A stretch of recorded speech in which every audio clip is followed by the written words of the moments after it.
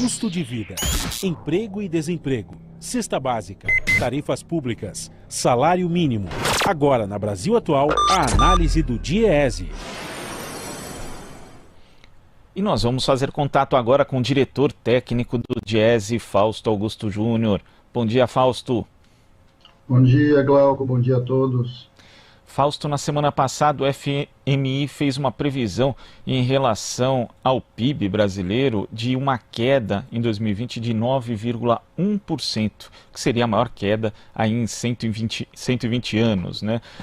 São previsões que vão piorando à medida que o tempo passa. Lembrando que lá no começo da pandemia as estimativas eram de queda de 5% a 6%, agora a gente já chega a 9,1%. E no primeiro trimestre, os dados oficiais do IBGE mostram que houve um recuo do PIB de 1,5%, isso sendo que não tem ainda os efeitos todos aí da pandemia nesse resultado dos 3 primeiros meses de 2020. A expectativa é bem ruim mesmo, Fausto? É bem ruim, Glauco, e é uma expectativa que ela vem piorando, né? Ela vem piorando desde o começo da crise. A gente já tem os dados aí do primeiro trimestre, que já mostravam que mesmo antes da crise a gente já caminhava para algo muito complicado na economia brasileira. As primeiras projeções ali do FMI ficavam ali na casa dos 5%, 6% negativo, e agora há uma piora bem considerável.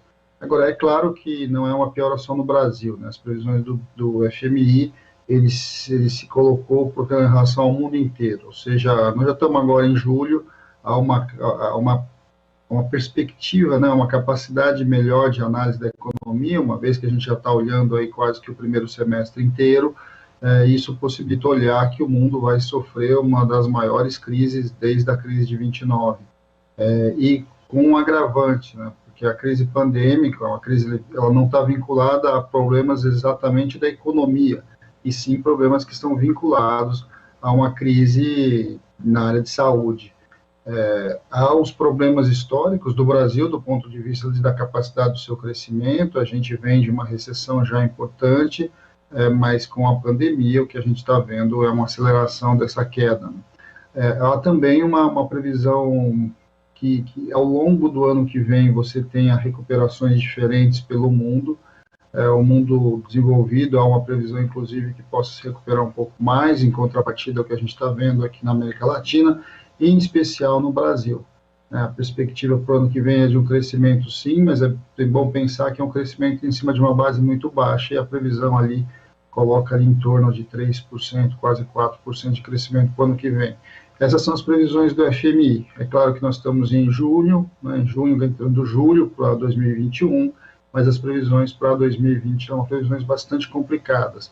E é inevitável, né, Glauco? Na verdade, a gente está dizendo que o dado de previsão é um dado do que pode vir a acontecer, como vai fechar 2020, mas a população em geral está sentindo o peso do que é uma crise tão severa, né? A taxa de desemprego vem crescendo, a redução da renda das pessoas em geral vem diminuindo, e isso impacta a vida de todos nós, né? E o FMI também fez outra previsão, Fausto, de que a dívida bruta do Brasil vai chegar a 102,3% do PIB este ano. E a gente lembra esses dados, né? Porque, em geral, esses defensores da austeridade fiscal gostam de citar o tamanho da dívida, querem, na verdade, não gastar, querem uma diminuição dos gastos públicos em plena pandemia, mas todo mundo sabe também, né, Fausto, que o que entra aí nessa conta é a composição da dívida, o vencimento dos títulos, então não seria algo tão desesperador e nem pode servir de justificativa para conter gastos, ainda mais no momento de crise pandêmica como esse, né, Fausto? Não, nesse momento não há dúvida, né, Glauco? Em momentos de crise tão profundas, nós estamos passando por uma queda de PIB de mais de 9%. Quer dizer, essas são as previsões. Quando a gente olha, inclusive, para a arrecadação, a gente vai ver que a arrecadação aí do último mês foi uma arrecadação que caiu 30%, né? Então, ou seja, quando a gente olha para tudo isso, é quase que inevitável que a dívida pública aumente. Aumente não só porque aumentam-se os gastos, e precisa-se aumentar os gastos por conta da pandemia, inclusive para manter a economia de um lado, mas também aumenta-se o déficit porque a própria arrecadação do Estado reduz. e você não consegue, é inviável você fazer ajustes do tamanho que você está perdendo na sua arrecadação.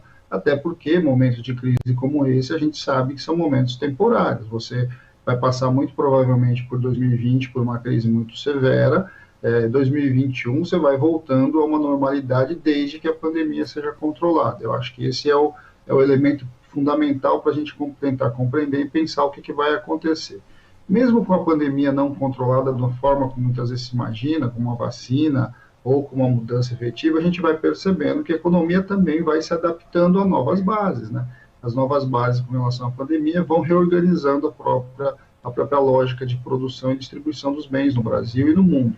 Agora, com relação ao déficit público, Glauco, o que a gente tem que olhar também é que esta não é uma característica só do Brasil, né? O Brasil está aumentando o seu déficit público, mas esse é o enfrentamento da crise, ele é mundial. Então, nós estamos vendo o aumento do déficit público em todo o mundo, né? Os americanos, os europeus, os asiáticos, todos, de alguma forma, estão aumentando a sua taxa de endividamento até para poder conter a pandemia. Então, acho que isso é algo que nós temos que encarar com uma relativa normalidade dentro de um momento de exceção, né? O que vai se fazer a grande discussão é como será pós, né? Ou seja, depois desse processo todo, como é que você vai reestruturar essas dívidas, né? Que não é só uma discussão para os países emergentes, né, como o Brasil, é uma discussão para o mundo em geral, porque o enfrentamento da pandemia tem mostrado para a gente que algumas matrizes, em especial vinculadas ao pensamento liberal, ou seja, da extrema restrição fiscal como uma forma de construir o processo de crescimento e a melhoria da renda das pessoas,